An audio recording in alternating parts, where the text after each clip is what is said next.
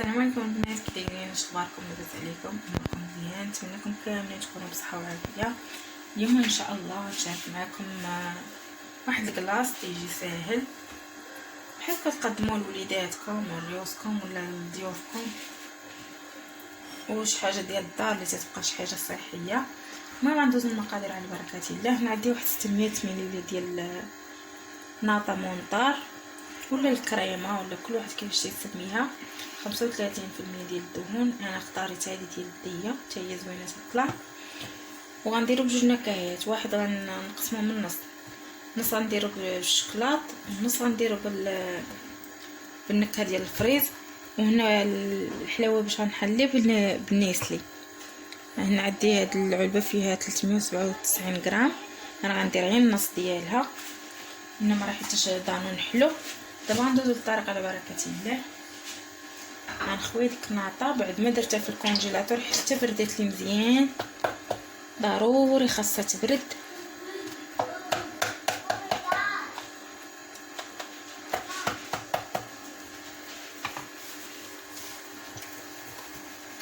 المره الجايه ان شاء الله نحضروا معكم بالنوغه ديال اللوز.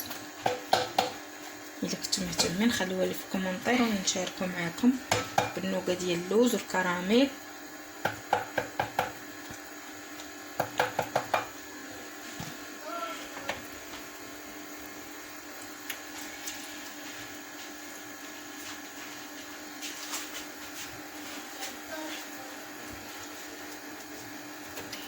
شوف حتى تيتبرد مزيان ناطا باش طلع معانا. ندير انا طاسين سكر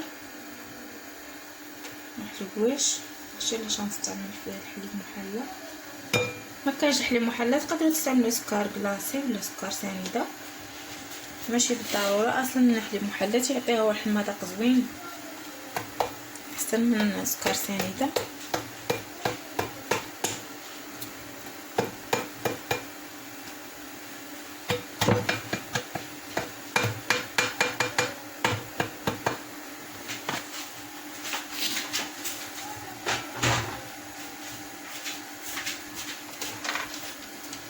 دابا نشعل الباطور نديرو على الكاس الاول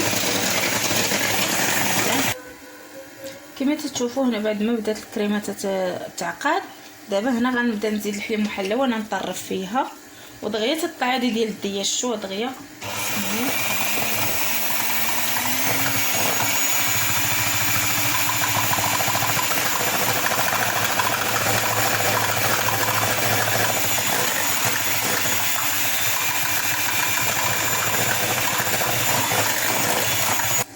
صافي كما تشوفوا هي طلعت. دابا غنحبس غنقسم الخليط على جوج باش كل واحد نديرو بنكهه.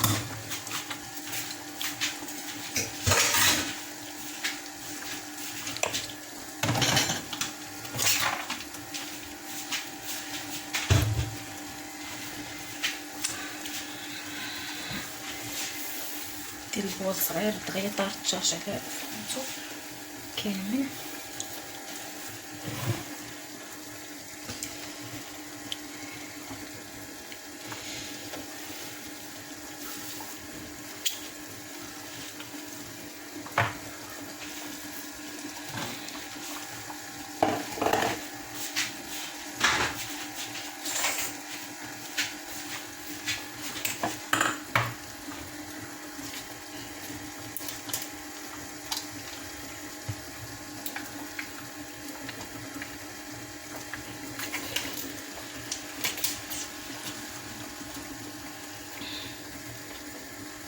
وراه تيعطيك كميه كثيره.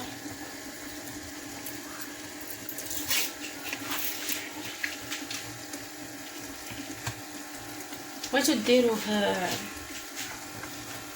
في مول عائلي، يمكن لكم ديروا في مول عائلي ساعات تقطعوه طروسوات باش تقدموا بيضات ولا وديروا بحال ما قلت يعني تتقدموا فردي. هذوك لي طاس ديال لي كلاص كل واحد على حسب الطريقه باش يقدموا. المهم هنايا غنقسمو على جوج كما قلت لكم. واحد غنديرو بالنكهه ديال الشكلاط وواحد غنديرو بالنكهه ديال الفريز. دابا هذا غنديرو بالنكهه ديال الفريز. ديال الشوكولا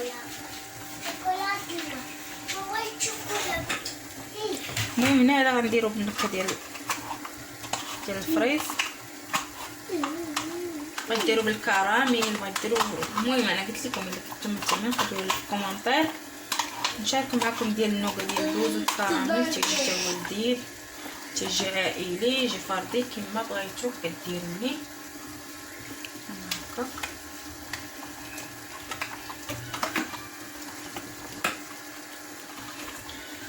المهم تنخلطوه بحال هكا.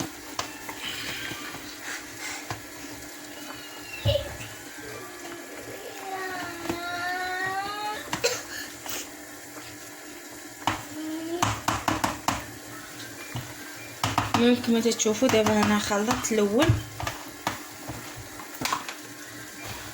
هنا غنزيد معكم الثاني كذلك.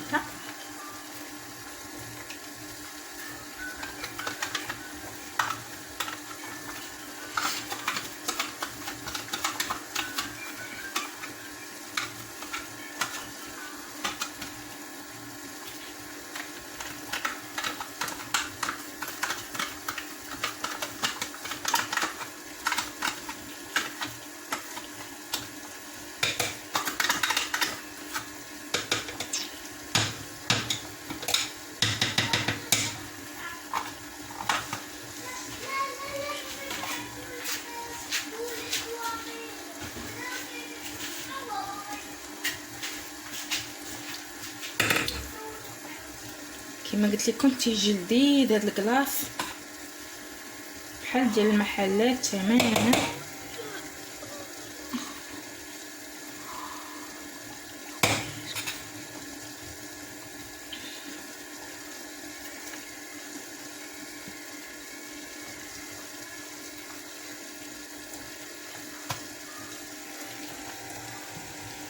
شتو بغيت تخليوها بحال ما كنتبقاوش تخلطوه تيولي كحل. تخليو في هذا الكولور هذا تيجي لذيذ. كما قلت لكم راه تيعطي كميه كثيره. انا نخوي في هذه البواطه صافي وتندخلو المجمد حتى كيبرد مزيان. وبعد ما نقدمو نشارك معكم التقديم ديالو كيفاش غنقدموه ان شاء الله.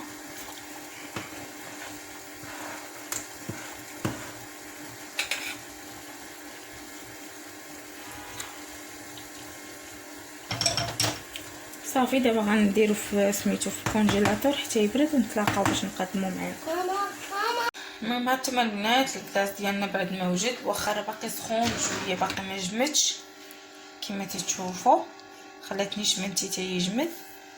ها هو تيجي لذيذ وتيجي زوين. كلكم تذوقوه بسميتو تزينوه بالشوكولات، ذوبوه تزينوه بالشوكولات صوص كراميل ولا مكسرات. المهم نتمنى هذا الفيديو عجبكم. الا عجبكم خليوا لي لايك، اشتركوا في القناه باش يوصلكم كل جديد. الى فيديو قادم ان شاء الله.